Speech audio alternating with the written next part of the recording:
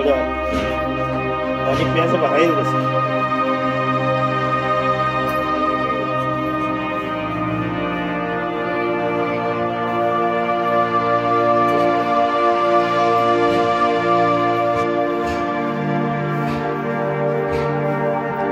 पाणी सगळं नळात जाते, प्यायचं पाणी येणार कसं.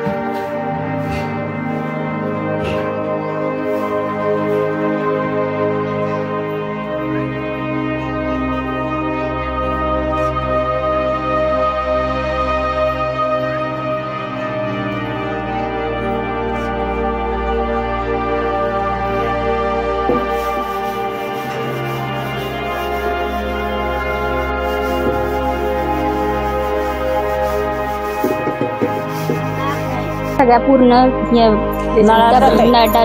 नळापर्यंत येते, त्यामुळे वारंवार आमची मुलं, लहान मुलं आजारी पडत आहेत.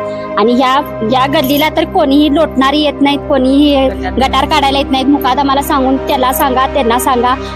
पूर्ण प्लेन रस्ता जसा होता तसा आम्हाला पाहिजे. आता इथून पुढचा जरी कोण नगरसेवक आला तरी आम्ही त्याला हीच सांगणार आहे की आम्हाला ही अपेक्षा आहे की हे पूर्ण प्लेन रस्ता झाला पाहिजे. आणि यामुळे वारंवार आमची मुलं ह्या गटरीमध्ये पडलेले, पूर्णपणे पिण्याच्या पाण्यात सुद्धा शेपटी किडे येतात, पूर्ण किचन कट्ट्यावर येतात, किचन कट्ट्यावर पूर्ण शेपटी किडे येतात, सगळीकडे शेपटी किडे येतात, पूर्ण सगळ्या घरात सगळे शेपटी किडे येतात. लहान मुलं आमची आजारी, जेवताना सुद्धा आम्हाला सरळ जेवण जात नाही. वास तर इतका घाण येते, पूर्ण ड्रेनेज फुल झालेला आहे. पण दगड मागायचा इकडे कोण जरी निवडणुकीला जर आला तर त्याला दगड पहिला माझा पडत काय.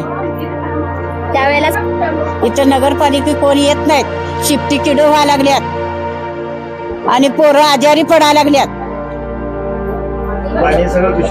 पाणी सगळं घाण दूषित येते, आळ्या यायला लागल्यात.